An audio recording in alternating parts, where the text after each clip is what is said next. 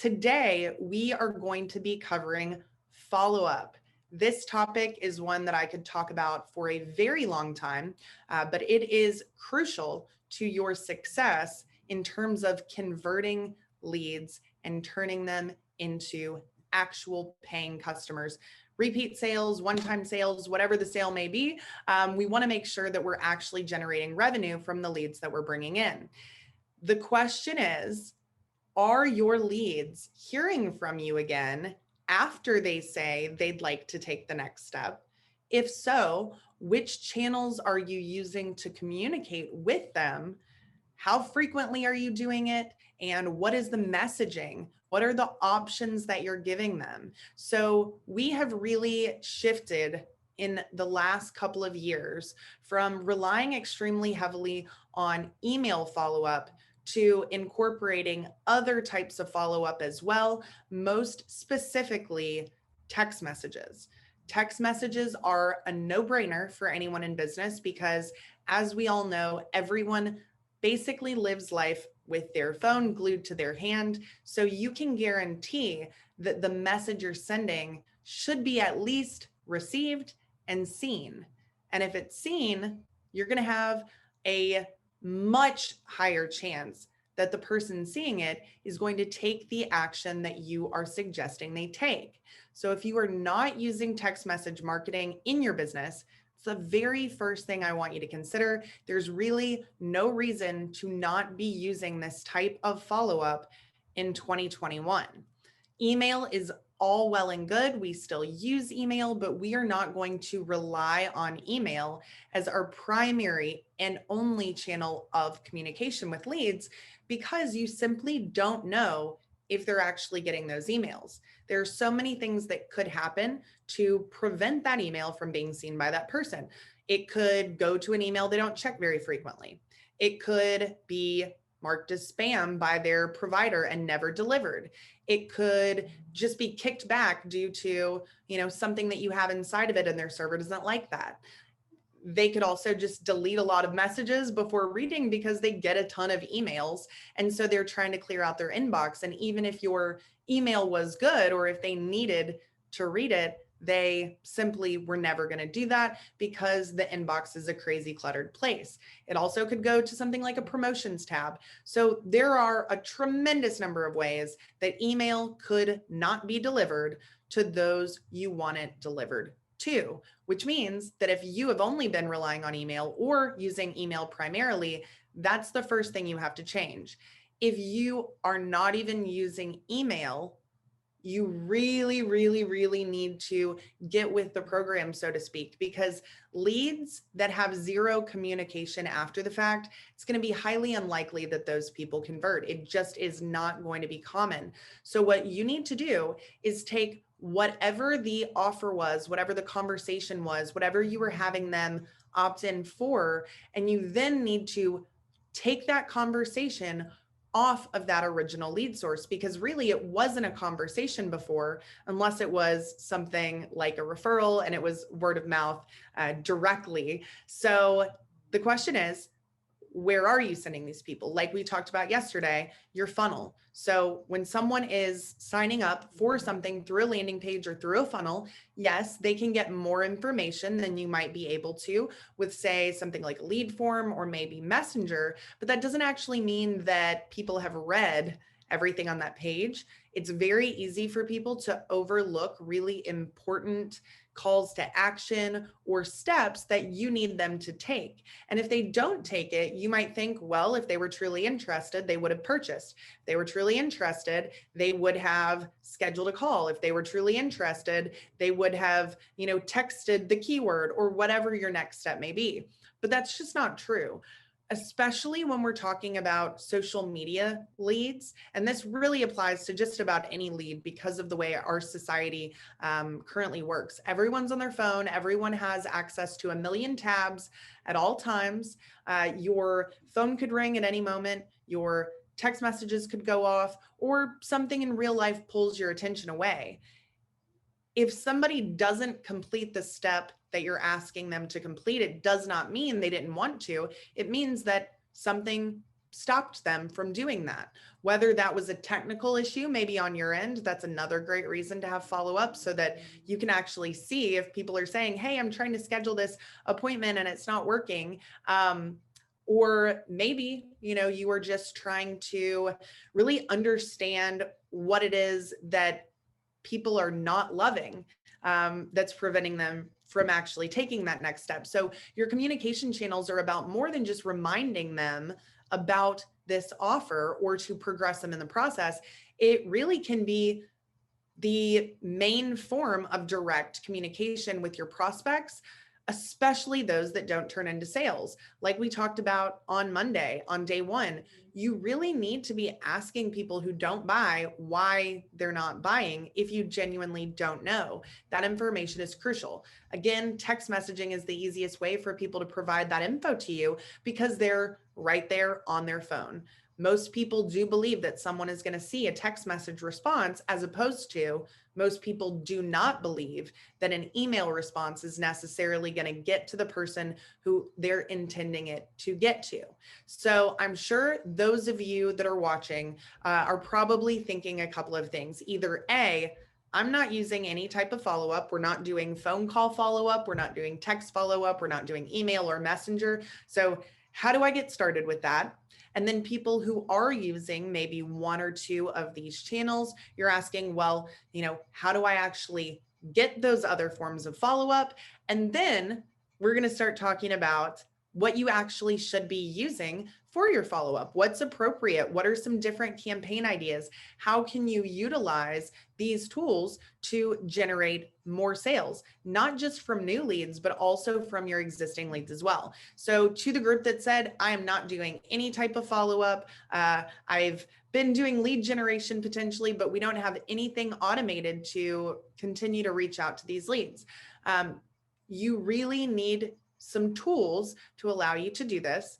I highly discourage people from having multiple platforms for all of these different follow-up tools. The first one is that it's more expensive to have several different tools. The second reason is that it's a lot more effective if you can mix them together in the same campaign, because your timing of all these messages typically needs to be related to one another.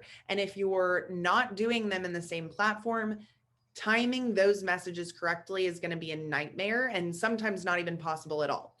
So looking for a program that allows you to do multiple things in one program. There are a couple of them out there. You guys know I love Go High Level. That is definitely my platform that I prefer. And I have tried literally about everything. I've tried ActiveCampaign, I've tried Salesforce, I've tried Infusionsoft, I've tried all the parts and pieces of different programs. And I love High Level because A, it's less expensive. B, it's easier for you to actually incorporate these things into your business. C, the timing works out, whereas it does not work out well on every other platform. And finally, you can actually track all of these things back to your actual leads because it has a CRM, customer relationship management tool, and a sales pipeline, as well as automations built into the platform. Let's say I wanted to know when someone who got my text message purchased. It's a very easy thing to do in High Level. It's not always easy to do when you're trying to mix these different platforms together and try and connect all of them perfectly.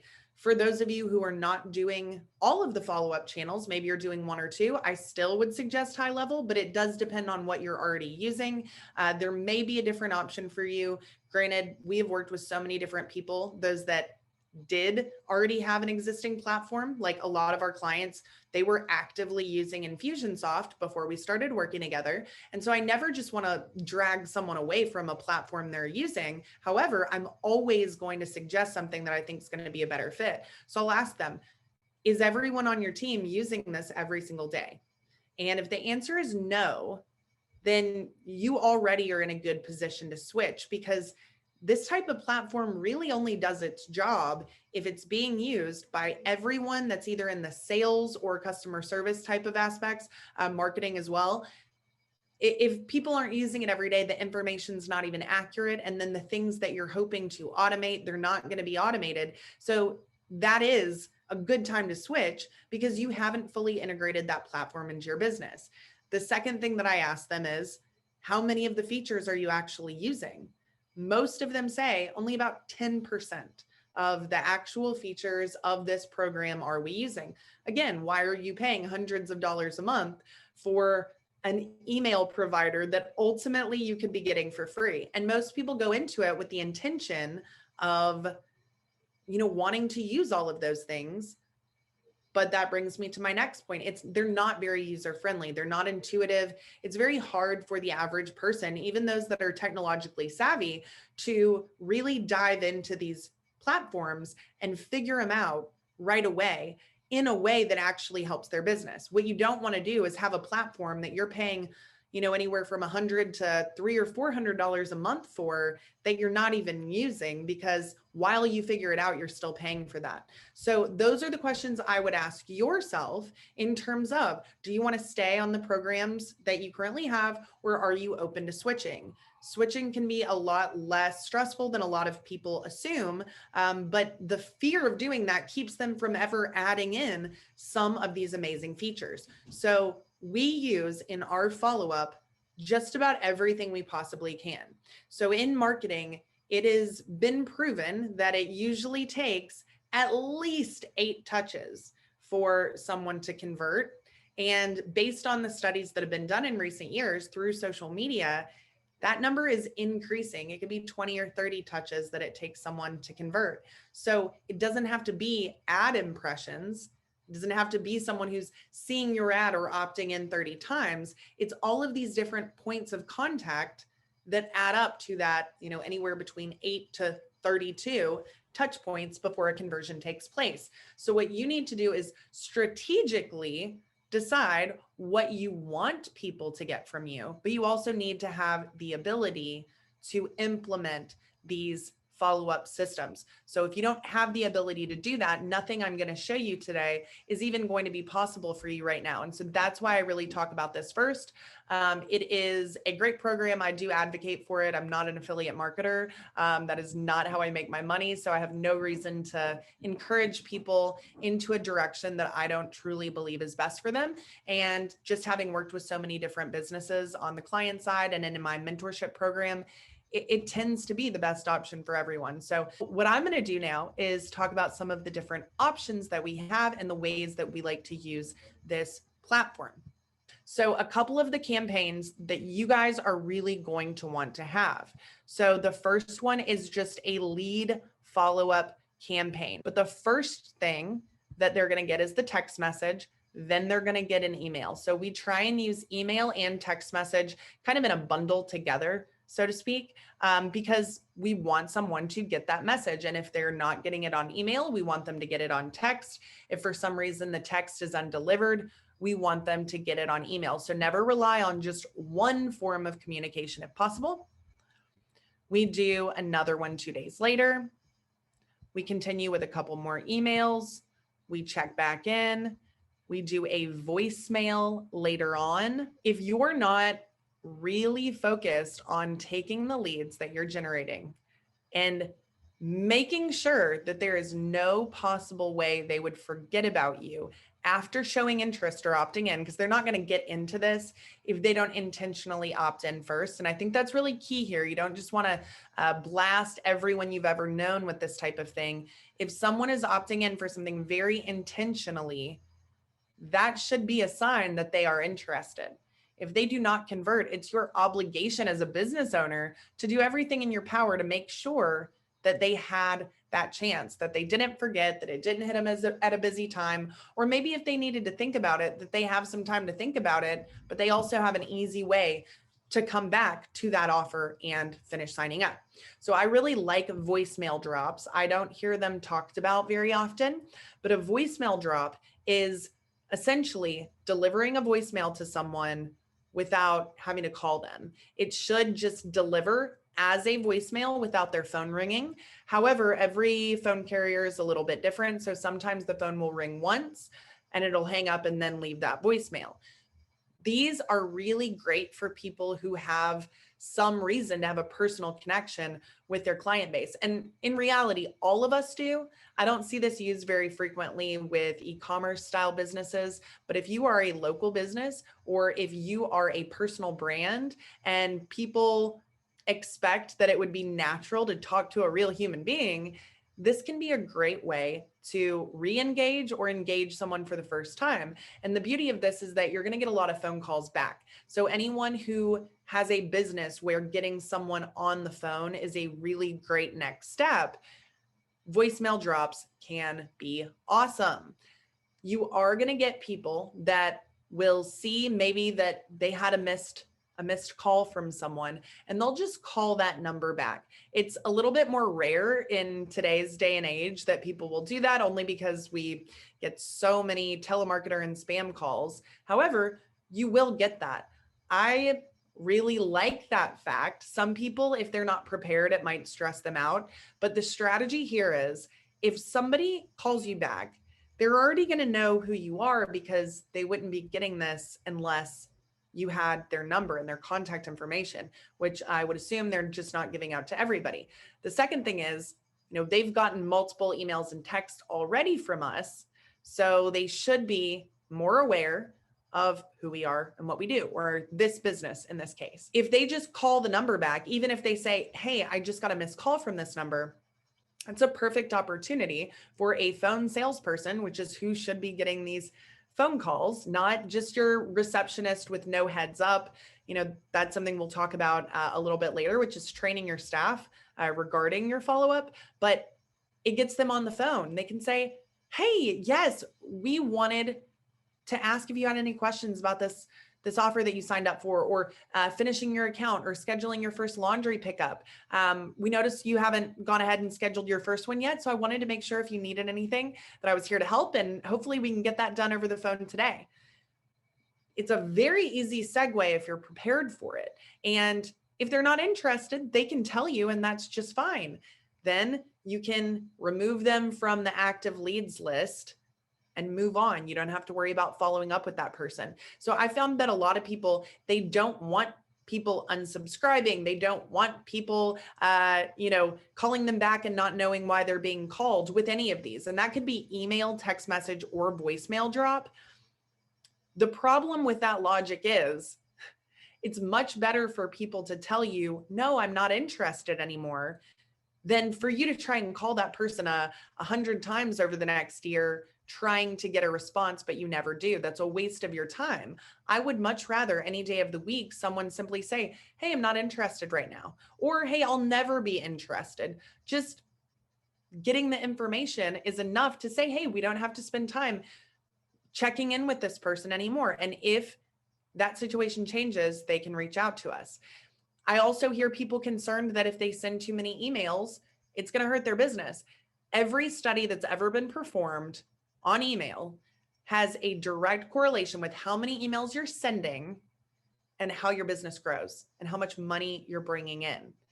I get people that, work with me that will comment on it. They'll say, hey man, you send a lot of emails, does that take a lot of time? Do you get a lot of people that are upset? And, I'll tell them, yeah, we get people that unsubscribe. Everybody does if you're actively sending emails, but we make a ton of money from our email campaigns.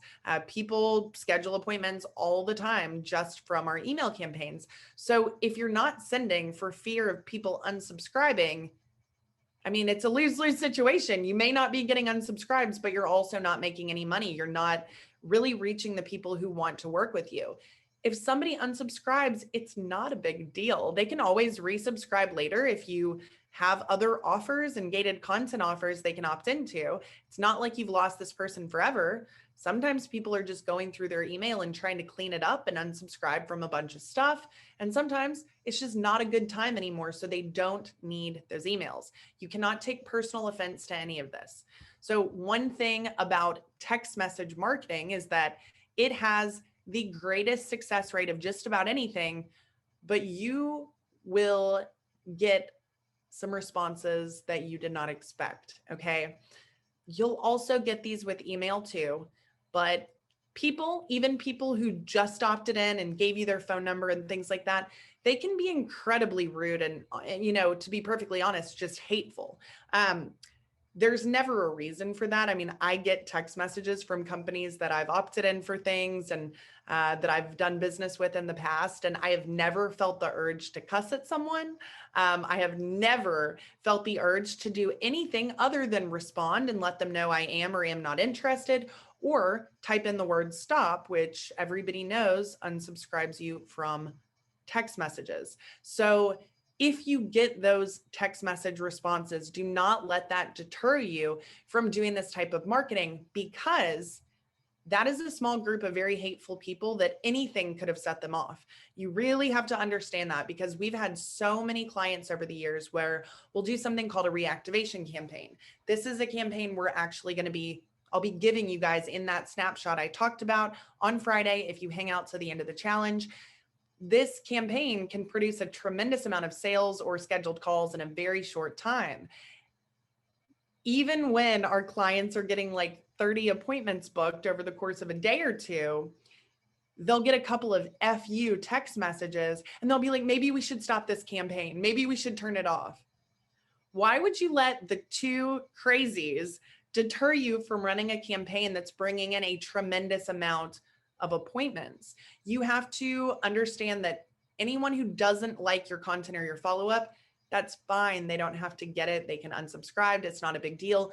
It does not mean that the overall response will be the same. So if you do this type of marketing, prepare yourself for that. It does happen. I brush it off, or I'll just tell them that I really hope they have a better day, because clearly they're, really dealing with some heavy stuff to respond that way. And I truly believe that, because there's just never a reason for anyone to act like that. So I personally say, I'm glad you spoke up, because I can guarantee you I would not do business with you if you paid me $1 million after seeing what kind of person you are. So you don't need that business. Don't let that deter you. This works very well. This is a very simple campaign. It is designed to go to your past leads or maybe past clients if you have a recurring revenue business. So this is simply presenting a new offer to them. It is really that simple. What this campaign really shows is that most businesses are never making offers to their list, ever. Because when you do it, especially if you've never done it before, you're going to get a lot of responses. Those are people that could have responded, purchased, scheduled an appointment. They could have done that before, but you never made the offer. So half of your follow-up really has to be focused on making offers, because that is how your business will produce revenue. It cannot be 100% content that's value-based. That's great to mix in there, but your value-based content matters very little unless you're giving people a reason to take the next step. It doesn't matter what they opted in for before, how long ago it was. For most businesses, those leads could still be viable leads, but they never follow up with them again. The biggest complaint, ask any marketing agency ever, which this is really a two-way street, but every marketing agency will tell you that lead follow-up is the single biggest challenge that they deal with their clients, because phone follow-up is still critical. Okay. This does not replace phone follow-up. You need to actively be trying to get people on the phone, because there is virtually no better place to have that sales conversation. If you're an e-commerce business, yeah, you may not want to get people on the phone. It's probably one of the only cases, but that's not even a rule. There are a lot of e-commerce businesses that if someone doesn't convert and they have their contact information, they will reach out. This is not old school. This is still required. So you have to realize that all of this that we're talking about, it's automation, but it's not without the human connection. You cannot simply expect automated messages to do everything for you. If you're selling anything, people buy from people. People buy from people they know, like, and trust. People buy when other people reach out and help them with that buying decision if they have any questions or concerns. So this does not replace phone follow-up. That's a big struggle for agencies. Most times, even if they do phone follow-up, they call them once and never call them back again. I mean, I can't tell you how many purchases businesses have lost out on from me that I have been genuinely interested in buying, They called once. I was on a call. Right now, if somebody calls me, I can't answer the phone. I'm not going to answer the phone. If that's the only time they call me, they're not going to get my business. Even if they leave a message, I'm not going to check my messages right now because as soon as I'm done, I'm going to hang out with my daughter, eat dinner, try and relax. I'm not going to be focused on my phone. So you have to realize people have lives. And if someone doesn't want you to call them again, they'll tell you. But if you never get a hold of them, they can't tell you one way or the other. So having these messages is where marketing agencies fail. They assume that it's all on the client, that the client needs to be calling 24 hours a day. And that's not right. And that's not even logical. There does need to be phone follow-up. However, marketers that are watching this, that are listening to this, your job is not done once a lead comes in. It's not complete. You have got to inch that person as close as humanly possible to the sale. You don't want to really just say, oh, leads in, hands off, no more to do. That's the reason why so many businesses have negative experiences with marketing agencies. They think they're doing something great, but they're barely providing the minimum. The minimum is just providing ad services. If you don't do anything outside of that, then you're really not helping your clients the way that you should be. This is a system. This is not one ad and we make $1 million. So please understand that both parties need to work together. So if you're a business that hires marketers, make sure that you ask questions about things like this before you hire someone. That would solve a lot of your problems because you'd actually be educated on what they will or will not be doing. If you're a marketer, please incorporate things like this into your business for the sake of your clients if you genuinely want to help them grow. So this reactivation campaign, this is for past leads. We're saying, hey, we just came up with a new offer. You can get 20% off your next order. Here's a link where you can schedule a time to talk. Okay, very similar email. Then we've got a kind of a last chance text. Hey, I don't know if you saw my last message. I wanted to try one more time. We'll also incorporate a voicemail drop in these for a lot of clients, and those can work really well. So this is as simple as a reactivation campaign is, but it has tremendous results. So if you can get great results with a campaign this simple, imagine what you could do if you really put some effort into it. If you are an owner and you have staff that's responsible for this, the first thing I want to make sure you know is they don't care as much as you do. And they're never going to. And that's okay as long as you recognize it and can do things to account for it. If someone says, yeah, we're following up with all of these leads, but no, they're not really interested, or these leads aren't very good, that should be a red flag because that's simply never going to happen if they're actually opting in for something that says they're interested. I've been in-house at large companies as the marketing director. I did that for over 5 years before I started my business. And I saw firsthand, there is no process for most of these businesses. They're letting every individual salesperson decide how they do follow-up. There's no systemized process there. And they're also not checking in on any of it. So people respect what you inspect.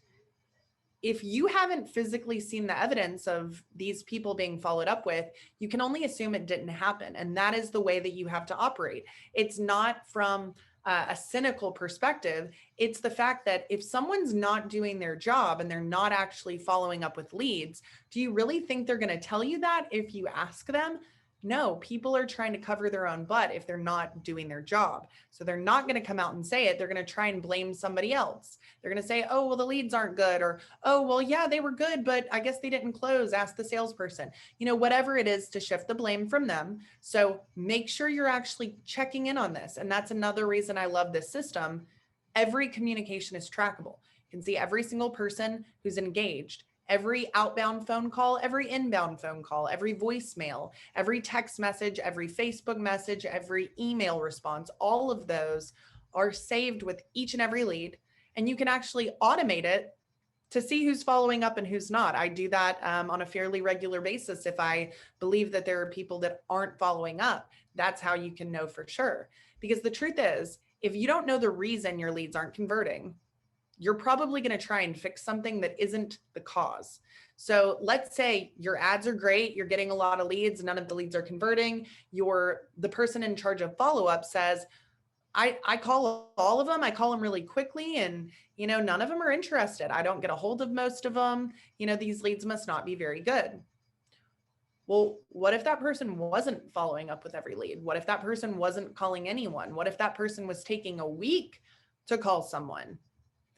You would probably want to know that before turning off your ads, because if the ads are doing their job, you want to keep those. If the salesperson or the follow-up person's not doing their job, then maybe you want to look at fixing that first. If you then find somebody who does follow up every single time with every single lead, and then you start converting 30% of all of your leads into sales, well, guess what? Your problem's been solved. You thought it was a lead quality problem, and you realized it was a human error or a laziness or a non-committed employee problem. So you've got to understand what's actually happening in your follow-up if you ever want to fix it. So tracking these things has got to be step one. So what I want you guys to do is, first and foremost, before we go over these kind of required campaigns, I want you to write out, what do you have? Okay, what are you using? What programs are you using? What types of follow-up do you currently have? So do you have text message? Do you have email? Do you have a call tracking number? Do you use Facebook Messenger? Are you using voicemail drops? What do you have currently? We've got to make sure we understand the baseline before you can improve. And then ask yourself, at what points are these pieces of follow-up and these automated campaigns, when do they take place? Do you even know when they take place?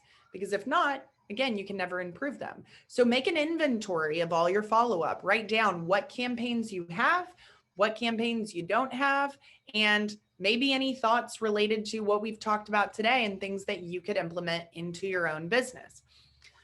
The required campaigns that I would consider to be required is something that we call an indoctrination campaign. And this is for somebody who'd be opting in through maybe like a newsletter sign up or something simple like that. They're just opting in for a piece of content. This could be the campaign that goes out after they get that content or as soon as they opt in for that newsletter or that email list. This is to get them really intertwined in your business, to make sure they know exactly who you are, what you do, your backstory, and to prime them to receive regular communications for you. So that's the very first one. The second one is a lead follow-up campaign. If you are generating leads from any source, those people need a dedicated campaign that is sent to them when they opt in for it. What we do is, if somebody makes a purchase or if somebody schedules a call, we remove them from that campaign because it no longer applies. So again, having automations connected to these campaigns, it makes it a lot more effective. It makes it a lot easier. The third one would be appointment reminders.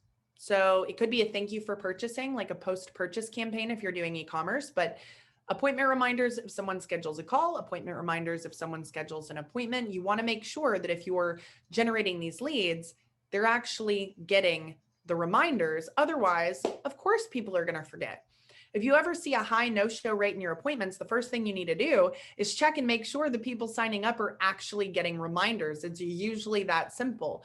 Not everyone operates from a calendar. I live or die by my calendar. That is what dictates what I've got going on, what I'm going to do. So I always know if I have a call or appointment, but not everybody else does. If it's not on the calendar, they're not going to remember. The next campaign that I'd encourage you to have is a reactivation campaign. This is amazing, and you can use it over and over and over again. I love using them. Some people can use them every 2 months, every 3 months. If you have a new offer every month, you could do it every month. But this one is kind of a no-brainer because it's scooping up anything that has just slipped through the cracks, so to speak. If you can implement this one campaign into your business 4 times a year, you'll immediately see an uptick in sales. I can guarantee it. The next one that you want to have, in my personal opinion, is a post-purchase. So this is not from the e-commerce perspective. That could be considered more an ascension campaign, because if you're doing e-commerce, the goal should then be to get them to buy more.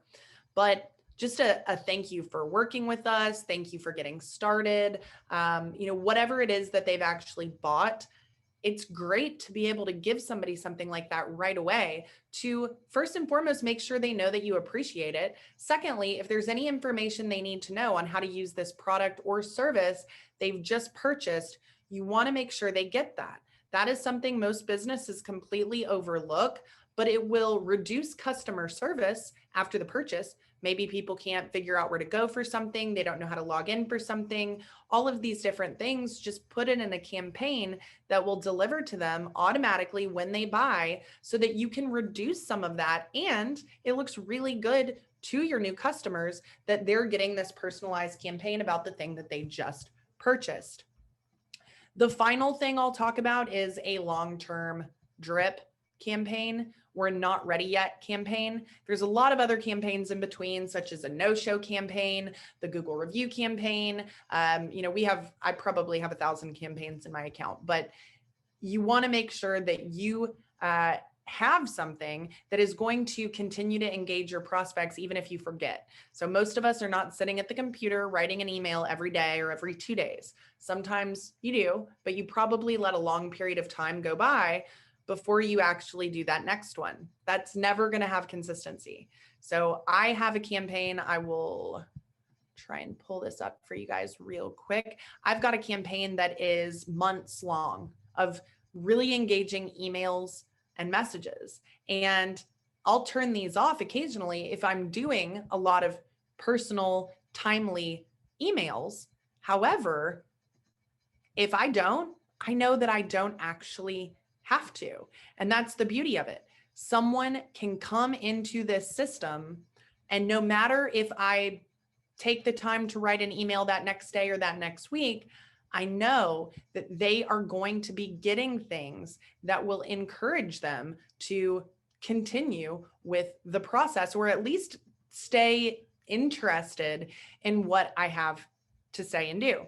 The beauty of that is you can take emails you've already written, you can take pieces of content you've already created, plug them into this campaign, set them up, let them run for people who are just joining the list. And now you know that you do not have to be worried about this every single day or every single week. You've got something running in the background that you have full control over to edit, add to, turn off, turn back on, that will keep your message in the inbox of your prospects. So those are the primary campaigns I want you to be thinking about. Obviously, if you're using a gated content offer, you really want to have a campaign for that, even if it's just one email.